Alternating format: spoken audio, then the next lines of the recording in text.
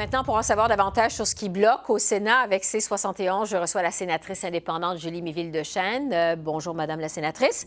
Bonjour. Bon, le projet de loi a quand même passé l'étape de la deuxième lecture. Qu'est-ce qui fait que ça prend tant de temps, là? Alors maintenant, on est rendu à l'étude en comité.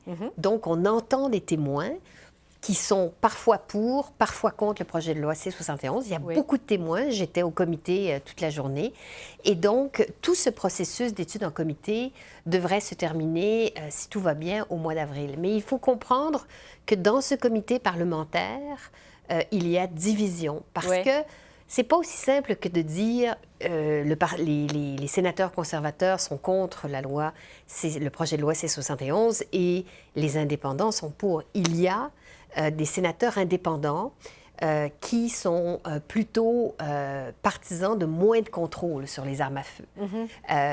Quand même, le fait que ça a passé en deuxième lecture me donne espoir que ça puisse passer en troisième lecture et puisse devenir une loi avant les élections. Oui, en fait, c'est intéressant. Vous parlez des sénateurs indépendants. On avait l'impression qu'ils étaient tous pour ce projet de loi, mais ce n'est pas le cas. Il y a quand même certaines dissensions. Absolument, parce qu'il y en a qui viennent de milieux ruraux, qui viennent du Nord et qui jugent que le projet de loi C71 restreint est trop bureaucratique, qu'il y a trop de règles, que c'est une... Trop de lourdeur administrative. Trop de lourdeur administrative. Ceci dit, je vous rappelle ce matin que Polly se souvient, a dit qu'est-ce que des lourdeurs bureaucratiques quand on essaie de sauver des vies. Des vies humaines. Et effectivement, de leur point de vue, c'est difficile à comprendre cette opposition farouche à un contrôle des armes à feu. Parce que déjà, vous savez qu'il n'y a plus de registre national là, avec le projet de loi C71. On ne fait qu'avoir des contrôles dans les magasins qui vendent des armes à feu, c'est-à-dire que la police peut aller faire des vérifications avec un mandat. Donc, c'est un projet de loi qui ma foi, n'est pas un contrôle comme celui qui existe en Grande-Bretagne, où on parle automatiquement au médecin de famille avant de donner à quelqu'un une arme à feu. On n'est pas rendu là. On est quand même, franchement, dans un projet de loi qui, oui, renforce les critères pour donner une arme à feu, mais qui, quand même, ne va pas aussi loin que ce qui est décrit par ses opposants. C'est donc entendu devant le comité, vous disiez tout à l'heure, il y a beaucoup de monde qui se font entendre. L'Association québécoise de prévention du suicide s'est fait justement entendre aujourd'hui. Quel était l'essentiel du message? Je trouvais que leur message était très intéressant parce qu'on entend beaucoup dire « Ah, vous savez, pour ce qui est de ceux qui veulent commettre un suicide, s'il n'y a pas d'arme à feu, ils vont se retourner et choisir une autre arme, et choisir de se pendre, choisir un couteau.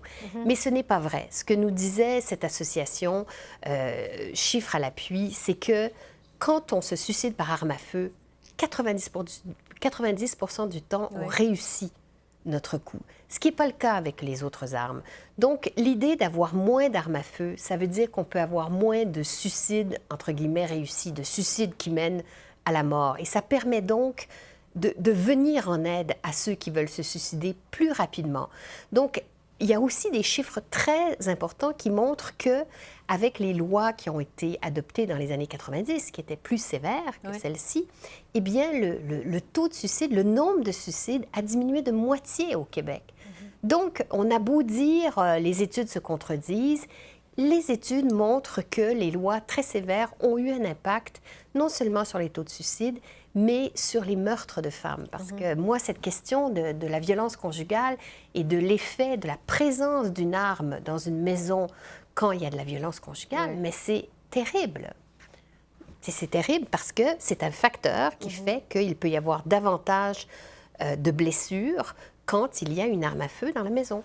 Donc, le projet de loi a passé l'étape de la deuxième lecture. Qu'est-ce qui est à venir, là? On peut s'attendre à quoi? Est-ce que ça va passer avant les élections? Alors, c'est une course contre la montre. Parce que il y a beaucoup de procédures au Sénat qui permettent de ralentir le débat. Mais je suis quand même confiante que ce projet de loi devrait être adopté. Mais vous savez, je pense qu'on a 21 projets de loi à adopter. On a très peu de semaines où on siège. Il y a des semaines de relâche, beaucoup. peut-être trop. Et donc, le temps qu'on a pour passer ces projets de loi, c'est vraiment serré. Alors, mais écoutez, j'espère dans ce cas-ci, pour les victimes de Polytechnique, pour les femmes victimes de violences conjugales, bref, je crois qu'il est essentiel que ce projet de loi passe. Il pourrait être meilleur, il pourrait être plus sévère, mais c'est vraiment mieux que le statu quo. Un pas dans la bonne direction, comme me disait tout à l'heure une porte-parole de police se souvient. Merci beaucoup, Madame la sénatrice. Merci de m'avoir invitée.